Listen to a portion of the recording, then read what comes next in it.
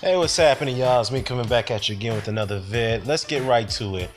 This is a post-fight review of the Tyson Fury versus Seferi bout that took place in Manchester earlier today on my time zone in the U.S.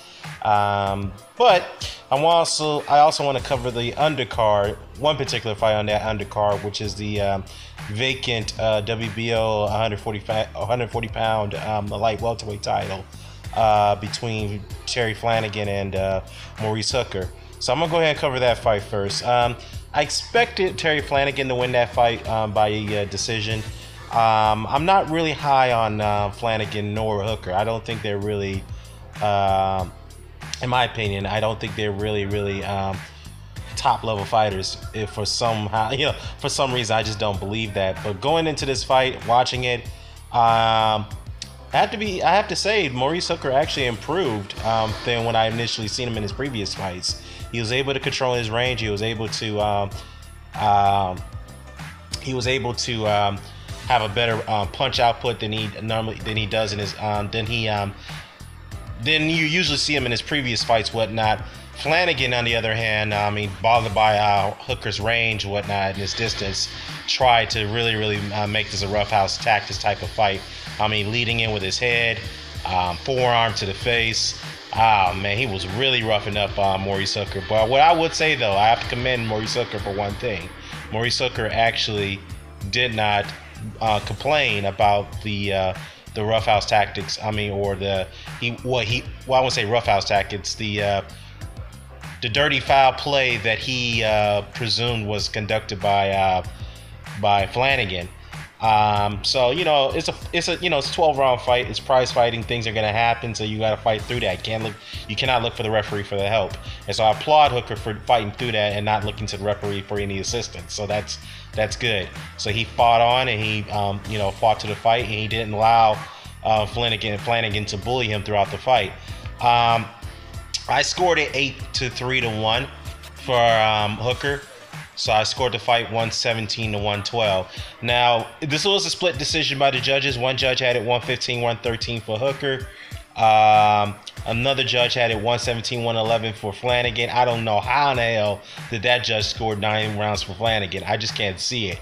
If anything, if you want to score this fight, some people felt this fight was a lot closer than it was. Maybe 4 rounds the best. But all I can say is that, anyways, the last judge scored it 117-111 for the winner, Maurice Hooker, for the vacant WBO light welterweight title. So congratulations to Maurice Hooker. Well-deserved decision. But again, I don't agree with the split decision. I thought that Hooker won that fight very comfortably, even though it was a tough fight, rough fight, very tactical and rough fight, but I felt he won the rounds. And the reason why I say that is because not only that he was able to control the range and his distance, but he was picking off Flanagan whenever Flanagan was trying to come inside and lunge in with the body punches and the inside technique, whatnot. So as Barry McGuigan was pointing out on the telecast of BT Sports via Showtime International on my end of the world, but yeah, so very good victory for Maurice Hooker. Where does he go from here? Hopefully he does enter the WBSS, which is the World Boxing Super Series 140-pound tournament. Right now we have Regis Prograis in there. We have Eric Trajnowski versus Kyle Relic. They're going to be fighting for the WBA title. And then for the WBA title. And then you have Barancek fighting for the vacant IBF title, which was previously held by Mikey Garcia. So it's disappointing that we don't see Jose Ramirez in that tournament. He is the WBC champion, but from the word from the grapevine is that he will be fighting Josh Kelly for the title, and that would prompt Kelly to not enter the tournament because he will get a shot at Ramirez. So that's what. That's the word from the grapevine. But anyways, congratulations again to Maurice Hooker. Definitely would like to see him how well he does against the other 140-pound top guys. Anyhow, on to the main event: Tyson Fury versus Seferi, a cruiserweight coming up in weight. He weighed in 210 pounds. Fury came in at 273, which I would say though is the heaviest that he's ever weighed in coming into a fight. This last fight that he had was almost 3 years ago against Vladimir Klitschko. He was at 243, I believe, 240, 241. Definitely 30 plus pounds over than his last fight weight, his normal fight weight, I should say. And to be fair to Tyson Seferi, I'm sorry, I got a little distracted there, guys.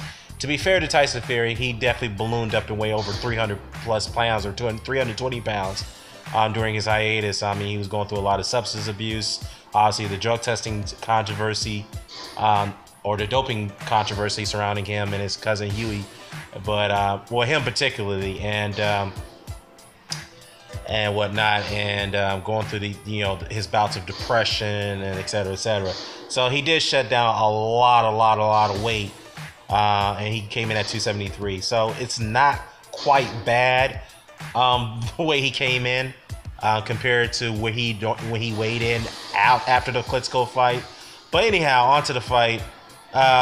He looked very slow, looked lethargic, very rusty. I mean, obviously that was expected after being out of the ring for nearly 3 years.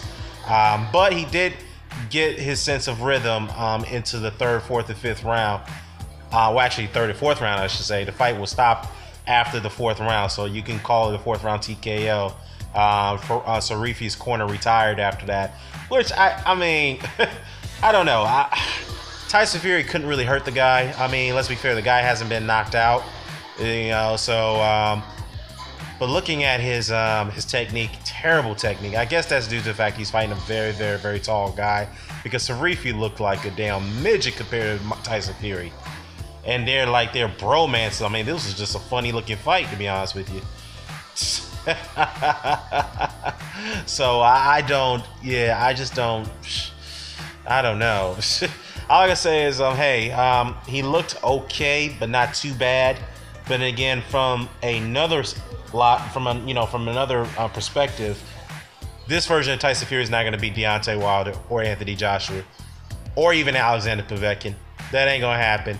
He's going to need at least about 3 more fights for him to get back his rhythm, to get back to his groove of things, So where does he go from here? Some people are rambling off about that he might be looking into David Price. To be honest with you, I don't think he should go in there with David Price at this time. David Price has been more active, even though he's been knocked out several times. But this former David Price, in my opinion, would beat Tyson Seferi right now. This version of Tyson Seferi, I doubt that. I really don't think they should go that route yet. If they were to get David Price, I would say maybe the third fight, not the second fight coming in.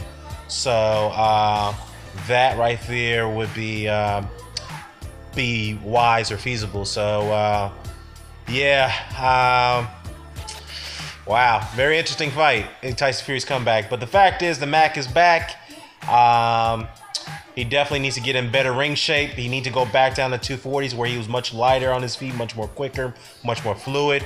Yeah, again, to be fair, he did have some of his hand speed. He was very good with those uppercuts, especially with the counter uppercuts that Fury landed on Seferi coming in. Some good, very good left piston jab, which he always had, which is his best weapon in my opinion, is that left jab. So, let me know what your thoughts about this. Where does Maurice Hooker go from here, and where does Tyson Fury go from here? What do you like to see him in the ring against next? And do you agree with my assessment on him not being ready to face Deontay Wilder, Alexander Povetkin, or Anthony Joshua right now, or better yet, is he ready to face David Price at this point? If that's the route they're going to go. Let me know what your thoughts about this. I'm out.